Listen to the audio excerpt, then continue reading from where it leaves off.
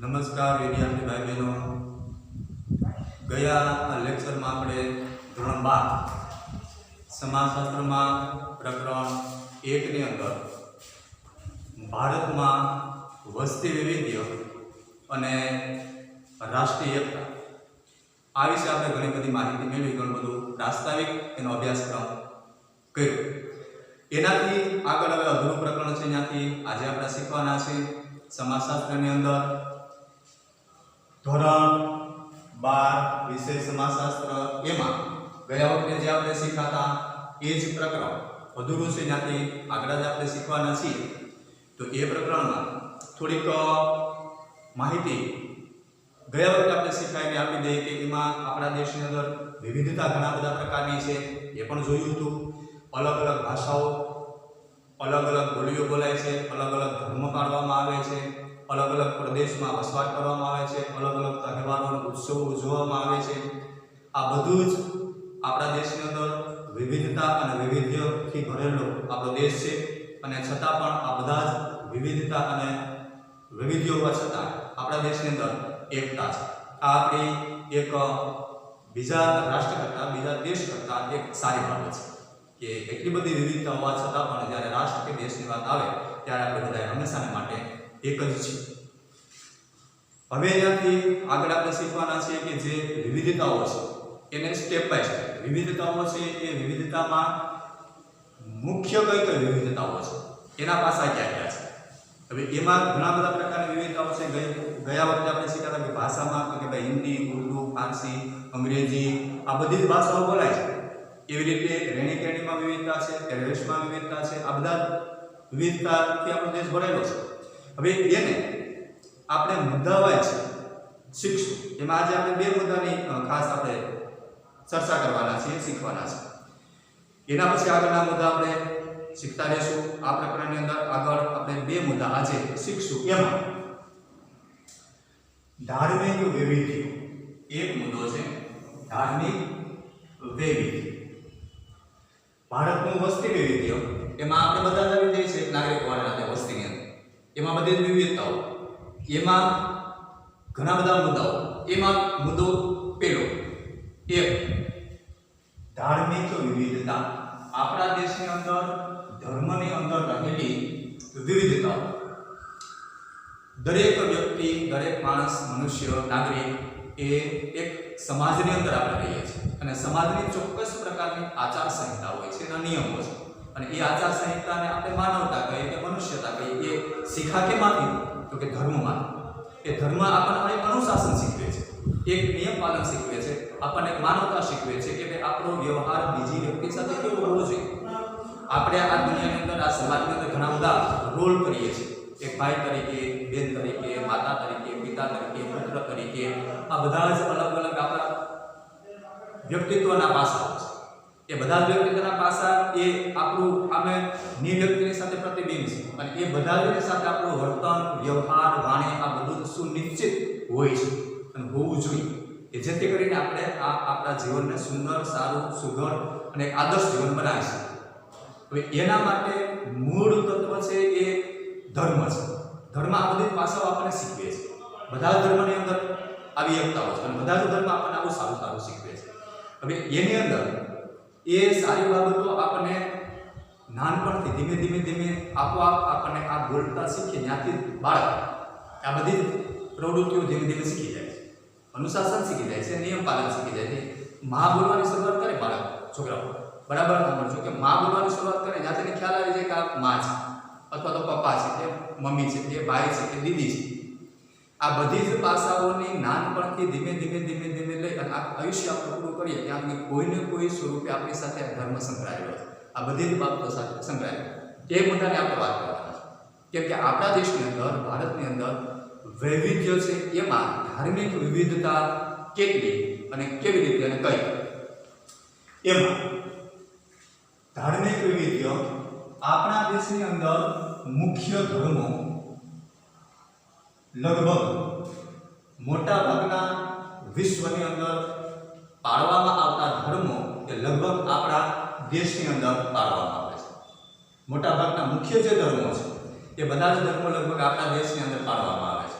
બધા જ ધર્મોનું પાલન કરતા એને પાળતા વ્યક્તિઓ, એની વસ્તી, લોકો આપણા દેશમાં રહે છે અને આપણે એની સાથે હળીમળીને પરસ્પરસ પણ રહીએ. આ આપણી ભાઈચારાની ભાવના છે, કેમ કે દરેક ધર્મ એ બીજા ધર્મનો આદર કરવાનું શીખવે છે. હવે એ મુખ્ય ધર્મો, દરેક ધર્મ પોતાની આચાર સંહિતા ધરાવે છે.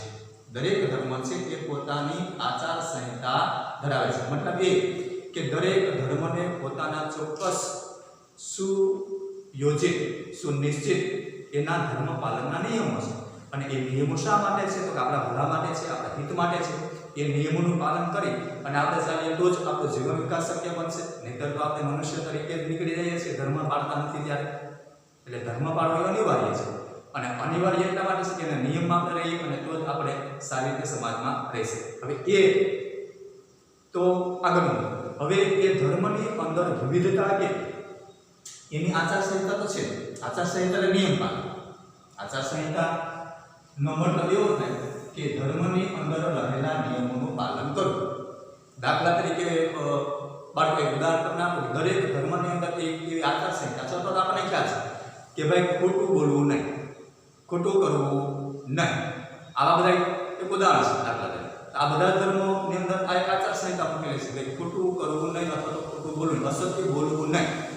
જો એને આપણે ખાલી બોલી લઈએ તો ધર્મ થઈ જતો નથી. એનું આચરણ કરીએ છીએ કે કેમ, ત્યારે આપણે ધર્મ અપનાવીએ છીએ આવું કહેવાય. હવે દરેક ધર્મ આની આવી એક આચાર સંહિતા આપણને શીખવે છે, જેથી કરીને આપણે સુયોગ્ય, સારું, યોગ્ય, સુવ્યવસ્થિત, આદર્શ અને એક સુશિક્ષિત જીવન જીવી શકીએ. હવે એટલા માટે આ આચાર સંહિતા આપણને સારું, સુઘડ, વ્યવસ્થિત અને સુંદર જીવન જીવવા માટેના નિયમો આપે છે. એટલે એ નિયમો એ શું? તો કે ધર્મની અંદર રહેલી આચાર સંહિતા. હવે એ દરેક ધર્મની અંદર છે આચાર સંહિતા. એના ધર્મની અંદર રહેલા એના ચોક્કસ નિયમો છે, એની આચાર સંહિતા છે. હવે ધાર્મિક વિવિધ મુદ્દો છે આપણો મૂળ કે આપણા દેશની અંદર આવી બધી આચાર સંહિતા છે એનું પાલન આપણે કરીએ છીએ, પણ મુખ્ય મુદ્દો કયો કે ધાર્મિક વિવિધ. આપણા દેશની અંદર કેટલી રીતે, કેવી રીતે ધર્મમાં વિવિધતાઓ છે, એની અંદર એકતા તો કરી જ પાછી. બધા ધર્મો છે એ આપણા આગળ જોઈએ. બધા ધર્મોમાં બંધુતાની ભાવના આ એક એનો મુખ્ય મુદ્દો છે. બધા જ ધર્મો એ શું ધરાવે છે? તો કે બંધુતાની ભાવના. હિન્દુ, મુસ્લિમ, શીખ, ઈસાઈ, પારસી, બૌદ્ધ, જૈન, ખ્રિસ્તી બધા જ ધર્મો જે છે આપણા દેશમાં પાળવામાં આવે છે. બધા લોકો આપણી સાથે રહે છે, આપણી સાથે હળીમળીને રહે છે. આપણે બધા સાથે આપણે હળીમળીને રહીએ છીએ. હવે આ એ નિશ્ચિત કરે છે, એ સાબિત કરે છે કે એની અંદર બંધુતાની ભાવના છે. બંધુતાની ભાવના એટલે આત્મીય ભાવના, કે પારકું નથી, આપનું છે.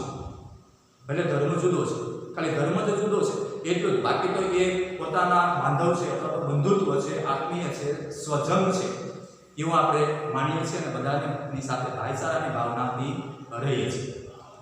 એટલા માટે દરેક ધર્મો એ બંધુતાની ભાવના ધરાવે છે. આપણા દેશની અંદર બધા ધર્મો પાળતા હોવા છતાં એની અંદર ક્યારેય વય મનુષ્ય નથી, એની અંદર કોઈ વાદ વિવાદ નથી. બધા ધર્મોને સમાન મહત્વ, સમાન માન આપવામાં આવે છે.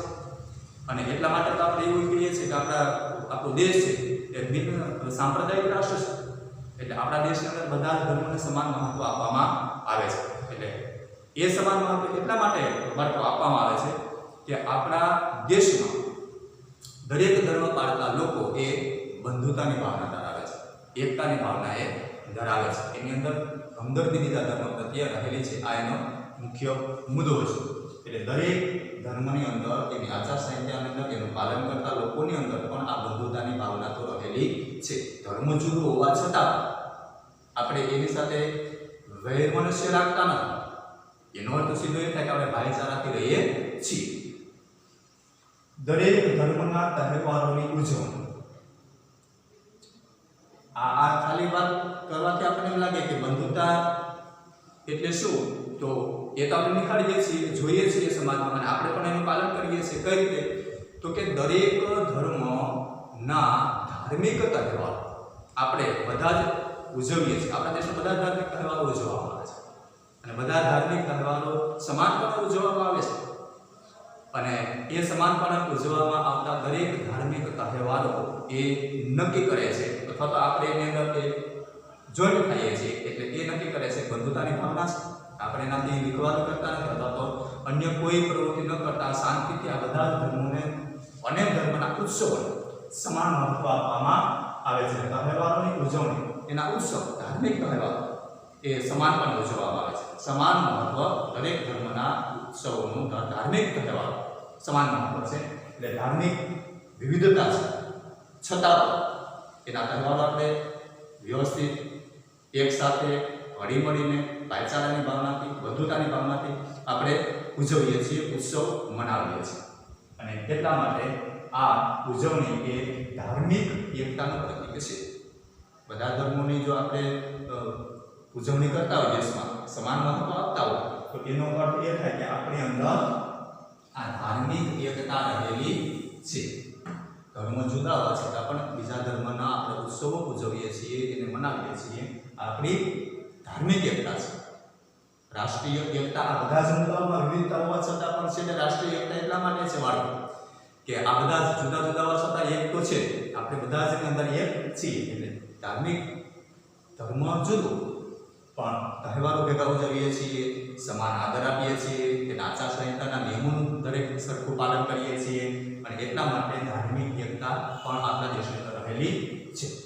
હવે ભારત અને ગુજરાતમાં જુદા જુદા ધર્મો પાળતા લોકો, હવે આપણે એ મુદ્દો શીખવાનો છે કે ઘણી વખત આ પરીક્ષામાં પૂછાય છે આંકડાકીય માહિતી કે ભાઈ આપણા દેશની અંદર કેટલા ધર્મો મુખ્ય પાળવામાં આવે છે અને એ ધર્મ પાળતા લોકોની સંખ્યા એટલે વસ્તીની દ્રષ્ટિએ એની ટકાવારી કેટલી, ભાઈ આ ધર્મના લોકોની ટકાવારી એટલા ટકા લોકો છે એ આ ધર્મ પાળે છે, એટલા ટકા લોકો છે આ ધર્મ કુલ વસ્તીની દ્રષ્ટિએ, કુલ વસ્તીની સરખામણીમાં આપણા દેશના જે લોકો છે આપણે બધા જ આવી જઈએ છીએ એ કયા ધર્મના લોકો કેટલા ટકામાં એ ધર્મ પાળે છે એની આંકડાકીય માહિતી જોઈએ તો ભારત અને ગુજરાતમાં જુદા જુદા ધર્મો પાળતા લોકો. હવે આ કોષ્ટકની અંદર આપણા દેશની અંદર આપણા દેશની સાથે સાથે આપણે રાજ્યનું પણ સરખાવીએ કે આપણા ગુજરાતની અંદર અને આપણા દેશની અંદર મુખ્ય ધર્મ ક્યાં પાળવામાં આવે છે અને કુલ વસ્તીની દ્રષ્ટિએ એ મુખ્ય ધર્મ પાળતા લોકોની ટકાવારી કેટલી છે. જો એમાં આ આંકડાકીય બધી જ માહિતીઓ 2011માં થયેલી જે વસ્તી ગણતરી છે 2011માં વસ્તી ગણતરી છે એ વસ્તી ગણતરીના સંદર્ભમાં આપેલી છે, આપણા પાઠ્યક્રમની અંદર આપેલી છે, આપણા પાઠ્યપુસ્તકમાં પણ છે કે આ 2011ની જ્યારે વસ્તી ગણતરી કરવામાં આવી હતી એ વસ્તી ગણતરી મુજબ એટલા ટકા લોકો આ ધર્મ આપણા દેશમાં પાળે છે. કુલ આપણા દેશની જે વસ્તી છે વસ્તી વૈવિધ્યની અંદર ધાર્મિક વિવિધતાની અંદર આંકડાકીય માહિતી. જો આ ધર્મ અને એનું પ્રમાણ 1 2 3 4 5 6 7 અને 8 એ ક્રમ છે. તો ધર્મ એના નામ છે હિન્દુ, ઇસ્લામ, ખ્રિસ્તી, શીખ, બૌદ્ધ, જૈન કોઈ પણ અને અન્ય. હવે એ હિન્દુ ધર્મ પાળતા લોકો ભારતમાં કેટલી ટકાવારી ધરાવે છે અને પાછા ગુજરાતની અંદર એનું પ્રમાણ કેટલું છે. બેનું પ્રમાણ છે, આપણા દેશનું પણ પ્રમાણ છે, આપણા રાજ્યનું પણ પ્રમાણ આપેલું છે. બેનું પ્રમાણ છે કે આપણા દેશમાં હિન્દુ ધર્મ પાળતા લોકોની ટકાવારી કુલ વસ્તીની દ્રષ્ટિએ એટલી છે, એવી જ રીતે ગુજરાતમાં પણ હિન્દુ ધર્મ પાળતા લોકોની ટકાવારી કેટલી છે. જોઈએ હવે કોષ્ટકમાં આપણે વિગતવાર હિન્દુ ધર્મ પાળતા લોકો એ ભારતમાં 79.80% કુલ વસ્તીની દ્રષ્ટિએ 79.80% આખા દેશની અંદર એટલા ટકા લોકો એ હિન્દુ ધર્મ પાળે છે, જ્યારે ગુજરાતની અંદર 81.57% એનું પ્રમાણ છે હિન્દુ ધર્મ પાળતા લોકો કુલ વસ્તીની દ્રષ્ટિએ. ઇસ્લામ ધર્મ પાળતા લોકોની સંખ્યા ભારતની અંદર 14.23%, એવી જ રીતે ગુજરાતમાં 9.57% કે જે ઇસ્લામ ધર્મ પાળે છે તેની કુલ વસ્તીની દ્રષ્ટિએ ભારતમાં 14.23, ગુજરાતમાં 9.57. ખ્રિસ્તી ધર્મ પાળતા લોકોની વસ્તી કુલ વસ્તીની દ્રષ્ટિએ ભારતમાં 2.30%, ગુજરાતની અંદર 0.52. શીખ ધર્મ પાળતા લોકો ભારતની અંદર 1.72%, ગુજરાતની અંદર 0.10%. બૌદ્ધ ધર્મ પાળતા લોકોની ભારતની અંદર એનું પ્રમાણ કુલ વસ્તી પર 0.70%, ગુજરાતની અંદર 0.05%. જૈન ધર્મ પાળતા લોકોની વસ્તીની સરખામણીમાં ભારત દેશની અંદર ટકાવારી મુજબ 0.37% અને ગુજરાતની અંદર 0.96%. કોઈ પણ નહીં, મતલબ કે એ કોઈ ચોક્કસ ધર્મ નહીં, અન્ય કોઈ પણ ધર્મની સાથે ચોક્કસ પ્રકાર એ જોડાયેલા ન હોય એવા વ્યક્તિઓ, એવા લોકો, એવા સમાજ એ 0.24% ભારતની અંદર છે, જ્યારે 0.10% ગુજરાતની અંદર બહુ માઇનોર, ઓછા પ્રમાણની અંદર આ લોકો છે કે જેનો કોઈ સુનિશ્ચિત ધર્મ નથી. 8 અન્ય એટલે કોઈ જે ધર્મની અંદર સમાવેશ ન થતો હોય એવા ભારતની અંદર 0.66%, ગુજરાતની અંદર 0.03%.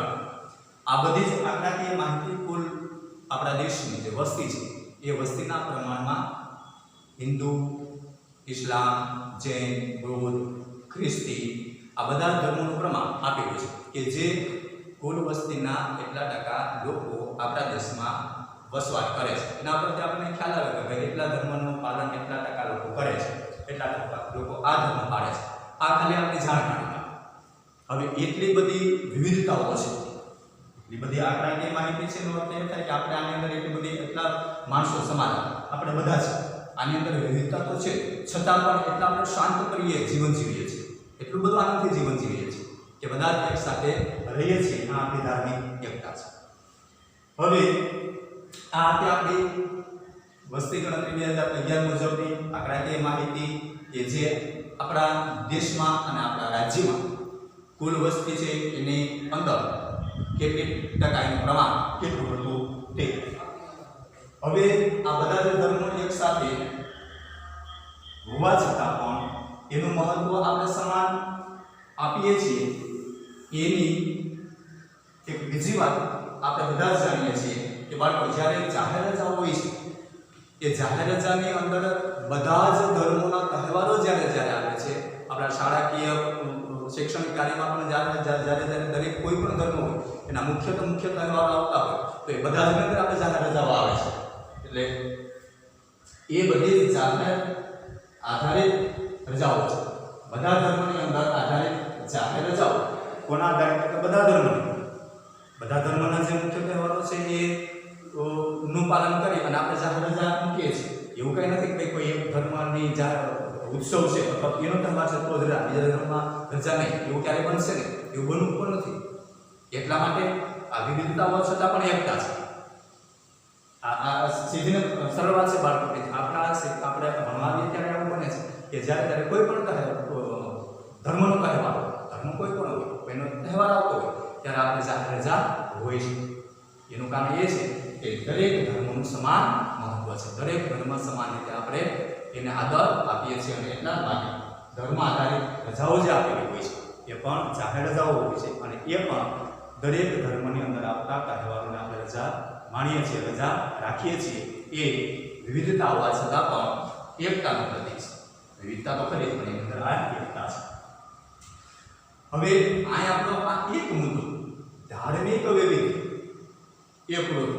આપણા વસ્તી વૈવિધ્યની અંદર ઘણા બધા મુદ્દા, એમાં પહેલો મુદ્દો એ ધાર્મિક મુદ્દાની આ બધી જ બાબતો બરાબર ધ્યાનથી સાંભળવા. ધાર્મિક મુદ્દાના જે કંઈ આંકડાકીય માહિતી અથવા તો એનો ઉજવણી, તહેવારો, આચારસંહિતા, નિયમ આ બધું પૂછાય પરીક્ષામાં, આપણે બરાબર વ્યવસ્થિત લખીશું. આ બધી જ માહિતી એ ધાર્મિક વૈવિધ્યની અંદર આપેલી. હવે બીજો મુદ્દો સ્ત્રી પુરુષ પ્રમાણનું વૈવિધ્ય. સ્ત્રી પુરુષ પ્રમાણનું વૈવિધ્ય એની આની જેમ ધાર્મિક વિવિધતા હતી એમાં જેમ અલગ અલગ ધર્મો હતા એમાં આમાં સ્ત્રી પુરુષમાં બે જ વસ્તુ કે ભાઈ સ્ત્રીનું પ્રમાણ કેટલું અને પુરુષનું પ્રમાણ કેટલું. એ પ્રમાણની અંદર પુરુષો અને સ્ત્રીઓ એના પાછા આપણા ભારતમાં અને ગુજરાતમાં બે આંકડા જુદા જુદા છે. કેમ કે આ એક વૈવિધ્યનો એક પ્રકાર જ છે. એ એક લિંગ પ્રમાણ વિવિધ્ય છે કે ભાઈ એટલા 100 પુરુષ સ્ત્રીઓનું પ્રમાણ એટલું. એમાં લગભગ મોટા ભાગે સ્ત્રીનું પ્રમાણ કેરાલા રાજ્યમાં વધારે છે. દીવ દમણ કેન્દ્ર શાસિત પ્રદેશ છે એમાં સ્ત્રીનું પ્રમાણ હાવ નીચું છે આપણા દેશમાં. બાકીના બધા સરેરાશ એક વધઘટ થોડા ઘણા અંશે છે પણ સમાન નથી. એમાં વિવિધતા તો છે, અસમાનતા તો છે સ્ત્રી પુરુષના પ્રમાણમાં. એટલે બીજો મુદ્દો આપણો એ સ્ત્રી પુરુષ પ્રમાણનું વૈવિધ્ય. એમાં સૌથી વધુ વસ્તી ધરાવતું રાજ્ય આપણા દેશનું એ ઉત્તર પ્રદેશ છે. જો પરીક્ષામાં પૂછાય બાળકો તો બરાબર યાદ રાખો કે સૌથી વધુ વસ્તી ધરાવતો રાજ્ય આપણા દેશ એ ઉત્તર પ્રદેશ છે. ઉત્તર પ્રદેશની અંદર સૌથી વધુ વસ્તી છે. સૌથી વધુ પુરુષ કરતા સ્ત્રી પ્રમાણના પુરુષનું વધારેમાં વધારે પ્રમાણ એ કેરાલામાં છે ભારત દેશની અંદર. અને ઓછામાં ઓછું દીવ અને દમણ કેન્દ્ર શાસિત પ્રદેશની અંદર છે સ્ત્રીનું પ્રમાણ ઓછું છે. હવે સામાન્ય નજર આપણે સ્ત્રી પુરુષોનો ભારત અને ગુજરાતમાં કરીએ સરેરાશ. ભારતમાં સરેરાશ દર 1000 પુરુષો એ 940 સ્ત્રીઓનું પ્રમાણ છે. ભારતની અંદર સ્ત્રી પુરુષ વૈવિધ્યમાં 1000 પુરુષો એ 940 નું પ્રમાણ છે. એ સરેરાશ દર આપણા દેશ. બીજો મુદ્દો એની સાથે સાથે આપણે રાજ્યની વાત કરીએ આપણા ગુજરાત. તો ગુજરાતની અંદર 918 1000 પુરુષો એ 918 સ્ત્રીનું પ્રમાણ છે. આ બે પણ આંકડા યાદ રાખશું. 940 એ ભારતના સ્ત્રી પુરુષ પ્રમાણના આંકડા છે. 918 એ ગુજરાતના સ્ત્રી પુરુષના આંકડાઓ છે કે જે એનું પ્રમાણ બતાવે છે કે કેટલા પુરુષો એટલી સ્ત્રીનું પ્રમાણ છે. એટલે એની અંદર સમાનતા નથી. આપણો મુદ્દો પાડવો એ છે કે એની અંદર વિવિધતા તો છે, લિંગ ભેદ છે, સ્ત્રી પુરુષનું પ્રમાણ એની અંદર તફાવત છે. અને છતાં પણ આપણે એક થઈને રહીએ છીએ. આ બધા જ મુદ્દાઓની અંદર વિવિધ હોવા છતાં પણ એકતા રહેલી છે. આ બે મુદ્દાનું શૈક્ષણિક કાર્ય આજે આપણે પૂરું કરી કહ્યું તો કે ધાર્મિક વૈવિધ્ય અને બીજું સ્ત્રી પુરુષ પ્રમાણનું વૈવિધ્ય. બે આવ્યા, ધાર્મિક વૈવિધ્ય અને સ્ત્રી પુરુષ પ્રમાણનું વૈવિધ્ય. હવે આજનો આપણે લેક્ચર પૂર્ણ કરીએ. હવે પછીના જે લેક્ચરમાં એમાં આપણે આના પછીના મુદ્દાઓ સાંસ્કૃતિક વૈવિધ્ય વિશે શીખવાનું છે કે સાંસ્કૃતિક દ્રષ્ટિએ આપણા દેશની અંદર કેટલી વિવિધતાઓ છે, આપણા દેશની કુલ વસ્તીઓ છે એ કેટલી રીતે સાંસ્કૃતિક વિવિધતાઓ ધરાવે છે એ હવે આપણે નેક્સ્ટ વિડીયોમાં વાત કરશું. એટલા બાબતો આ બે મુદ્દા શીખ્યા. આજનો લેક્ચર આપણે પૂર્ણ કરીએ છીએ. હોમવર્કમાં હવે હોમવર્કની અંદર આ વિડીયો પૂરો થાય, આ લેક્ચર પૂરું થાય એના પછી હું એક ફોટા સ્વરૂપે અથવા તો પીડીએફની અંદર એની અંદર લખાણ આપી અને તમને મોકલાવીશ. એ તમારે વ્યવસ્થિત પાકી નોટમાં સારા અક્ષરે એ હોમવર્ક કરી લેવાનું છે. એ હોમવર્ક કરી લેજો, શાંતિથી વાંચવાનું છે, એનું અધ્યયન કરવાનું છે અને જેથી કરીને આપણે પરીક્ષા લક્ષી પણ તૈયારી કરી શકીએ. આજનો લેક્ચર પૂર્ણ કરીએ.